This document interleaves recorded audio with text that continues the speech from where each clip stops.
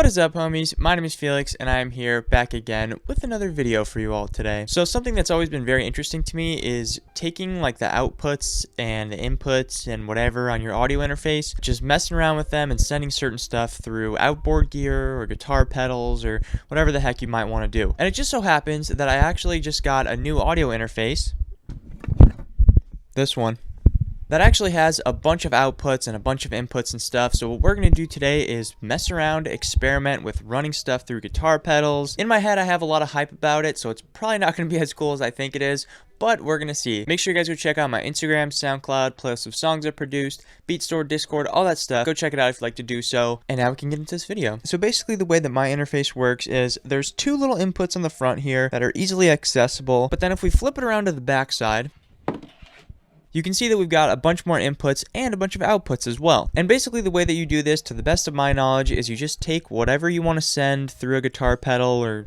just out in general through one of the outputs and then back in through one of the inputs. So let's just try this with something simple real quick. We're going to pull up a little sample. All right, for now, this is the sample that we're dealing with.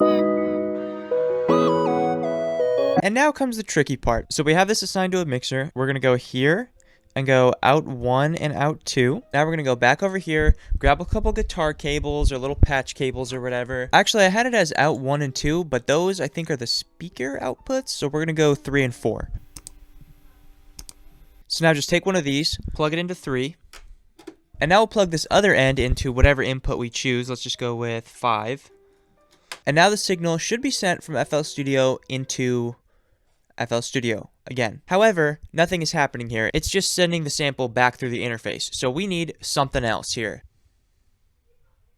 And by something else, I mean a guitar pedal. Like this little guy. Okay, so I just spent like 100 years looking for a power adapter that would work for my pedals because every single one of these is the wrong kind. So I was finally able to find one. And now check this out. It lights up. So now we need to simply take the guitar pedal, run the output through the input of the guitar pedal, take the output of the guitar pedal, boom. I don't really know where to put this thing. You won't be able to hear it because of the way my screen recording thing is set up. I still have to figure out a better method for the audio here, but for now, we're dealing with this kind of scuffed situation. So essentially, we're gonna go to a new track here, and then input 5, remember? You can't hear, but you can see that both of them are recording something. So obviously it is running the sample through the guitar pedal, but we have no way to get this into FL Studio. So what we need to do is go to Edison, or whatever else you want to use, and then just hit record. You can't hear it, but it sounds good. Kinda. And now we just take this, select, and drag it in here. All right, so this is the affected sample that we put the guitar pedal thing on.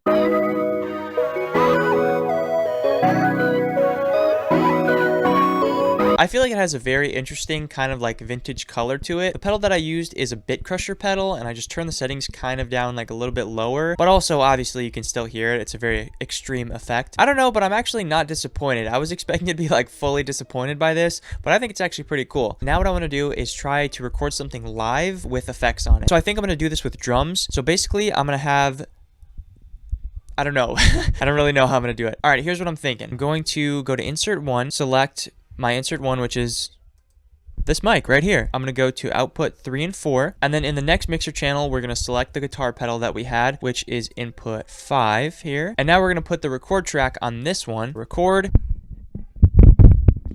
I'm going to try to position this kind of more towards the kick side so that we get a little more kick in it.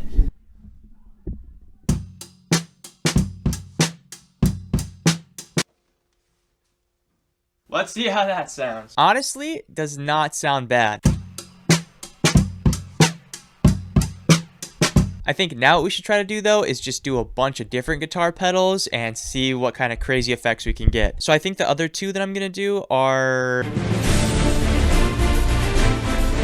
some delay and a little bit of like a gain booster kind of thing.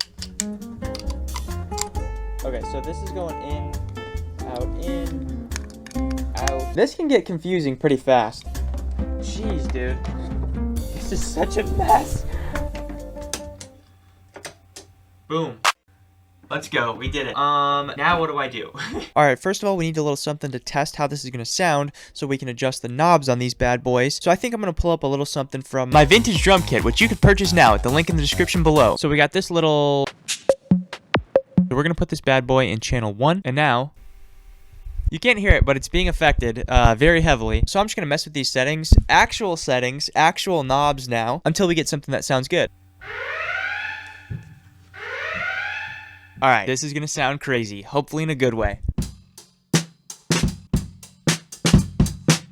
The only drum pattern I can play. Okay, we're back. I do not know what to expect here, but we're going to see how it sounds. Okay, we're back. Nice. These are going to be some very distorted drums.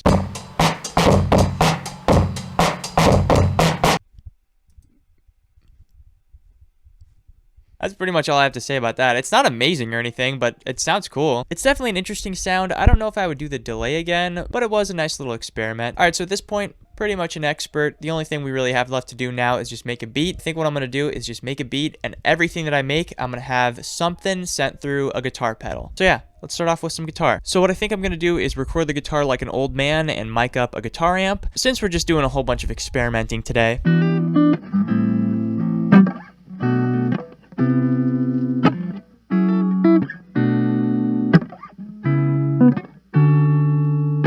All right, we got a little guitar. Let's just get some drums in here now.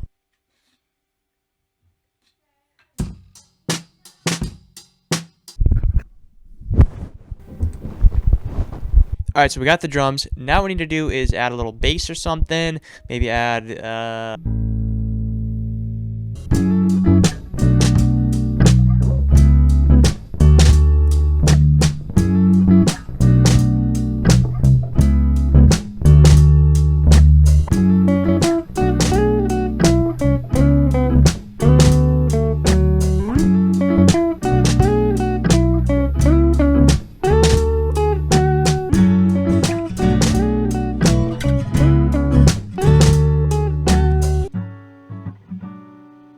Alright, so at this point, I think I've pretty much recorded all that I've got in me for today. I actually wasn't even planning on making a beat when I made this video, but I think this turned out really good. This honestly might be one of my favorite beats I've ever made.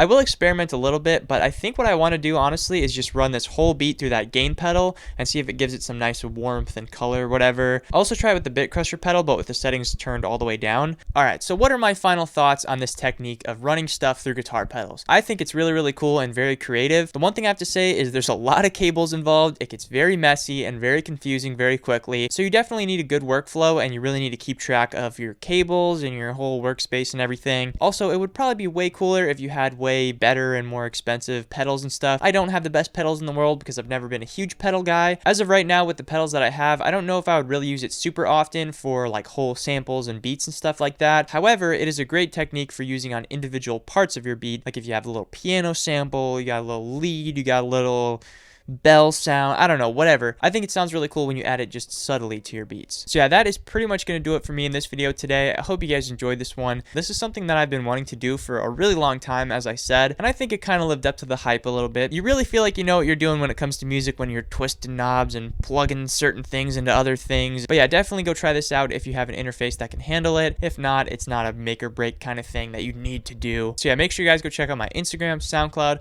all the playlists of songs I produced, BeatStore, Discord, all that stuff. Go check it out if you'd like to do so. Also, make sure you guys go check out me and Zol's new single. It's called Every Moment. We also have a music video for it, which is super awesome, and all you guys showing love and support on the song are amazing, by the way. So yeah, go check that out. Thank you guys for tuning in, and I will see you guys next time.